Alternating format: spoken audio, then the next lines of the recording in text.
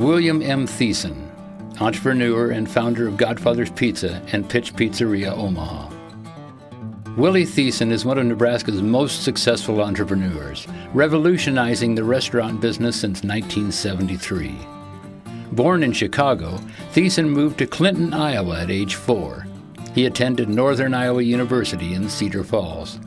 After college, he headed to California to pursue his dreams, but ended up in Omaha when his car broke down, and he never left. The state of Nebraska, the city of Omaha, things don't just happen. I mean, we've got the people to make them happen, and they want you to succeed. And they're there to help you, like I'm doing with people nowadays, but they're just starting up, and the information that I can share with them. But it couldn't have happened. I can't imagine it would have happened anywhere else. His first success was founding Godfather's Pizza, which became the fastest-growing pizza chain in America. Within a year, he began franchising, first in Columbus, Nebraska, then expanding across the state, the Midwest, and nationwide. Theisen sold Godfather's in 1983, but continued in the restaurant business with GB Foods Corporation in Southern California, operating and franchising Mexican food restaurants. He then became Famous Dave's first pure franchisee, opening locations in Omaha, Kansas City, and Branson. Willy Theisen has made a tremendous impact on Nebraska's economy in several different ways. One is creating thousands of jobs. He has the creativity and the mindset that he could go to any city in the country. Over the years, his restaurants have created jobs for more than 24,000 full and part-time individuals. Many of these were first-time job holders who Willy offered mentoring and guidance. Ideas how to help people, how to guide them, how to put myself in their shoes or they're in my shoes when I was their age.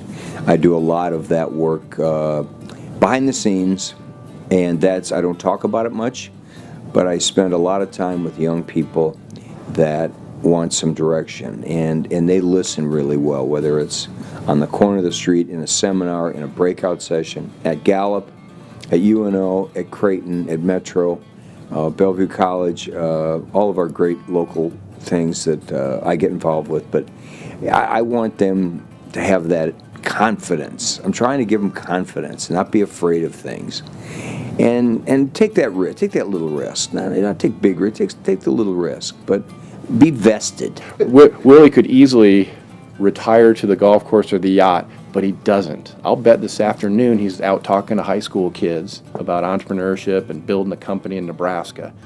And if he can just nudge the direction of the life of those thousands of kids that he's mentoring and serving as a role model, Nebraska's in really good shape.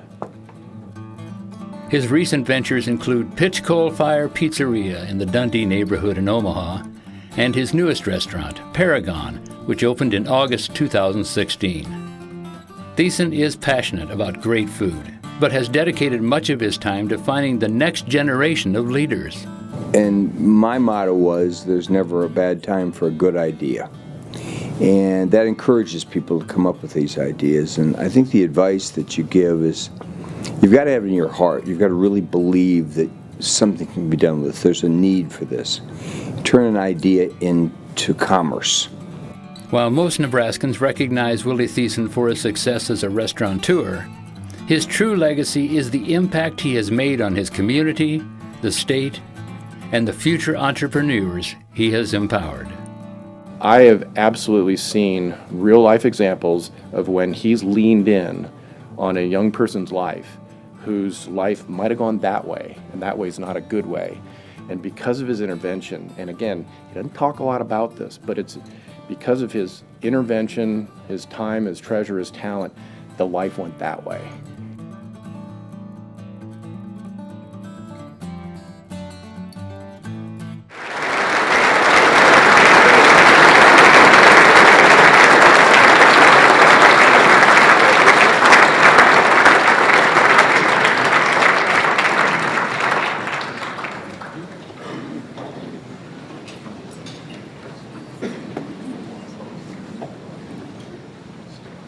A little piece of housekeeping. I've been asked to take care of. Happy Groundhog's Day, everyone.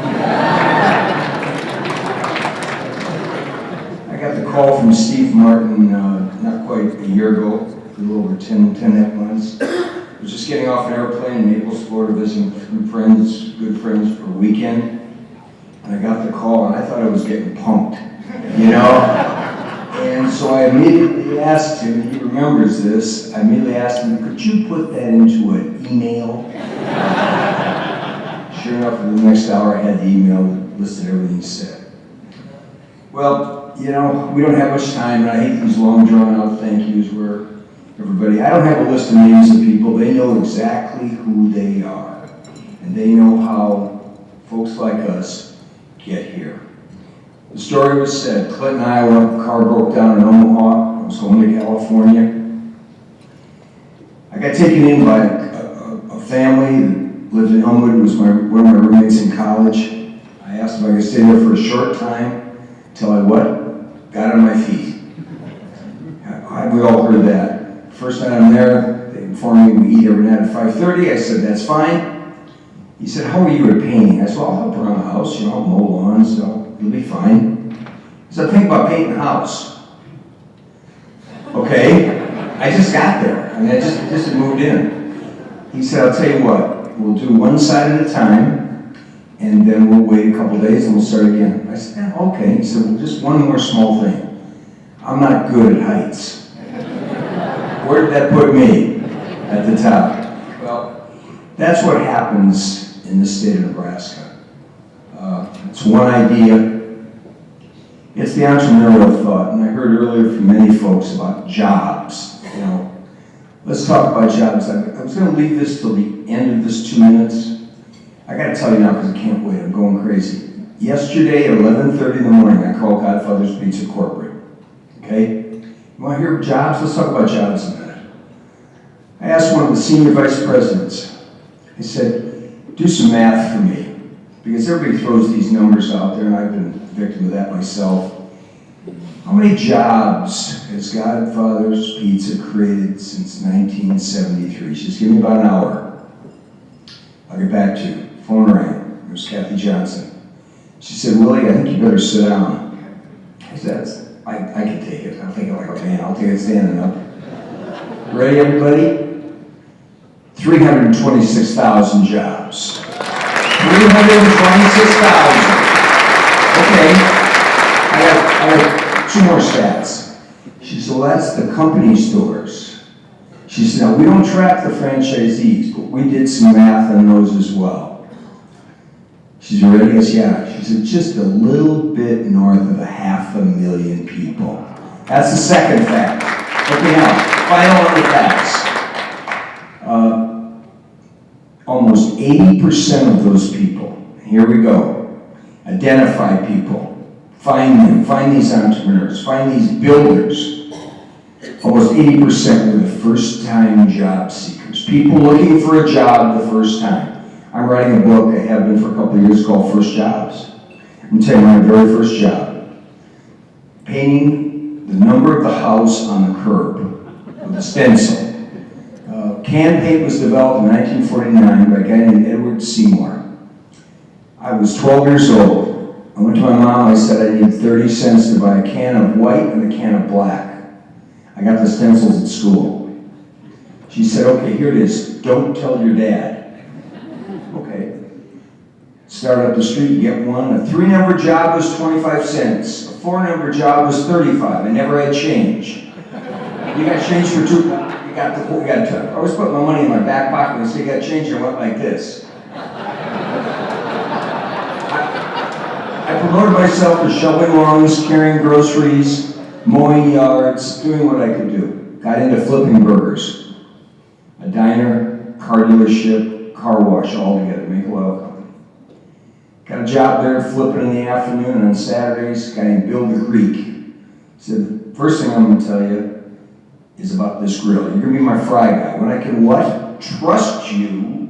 When I can trust you, I'll let you cook next to me. Okay? When I say fry, I mean fry. I'm frying. I'm doing this. He says, set. get him down there. So a few weeks later, he says, come on over, I think I can trust you. We'll talk about trusting. Here's the grill. He's put the longest thing on here. You go this way, you go to the side. Right here, it's all really dark. You put the shortest thing on here. You know what this part's called? The sweet spot. Now get over here, let's cook. Worked there about a year and a half. He passed away. They got a new guy. He was an alcoholic. He talked nasty to us. He bullied us. I found another job at a golf course, caddying, and I left. And you know, you don't quit the company as often as you quit the boss. He didn't treat us well. Let's talk about entrepreneurs. Let's talk about identifying. Getting involved with one of the groups, Gallup, a few years ago. Very interesting group. They think. And then they get up tomorrow and they think some more. They're thinkers. Took these strengths tests, these entrepreneur profile, these builders tests. I'm 69. I don't want to take a test. Take the test. We're not gonna like you.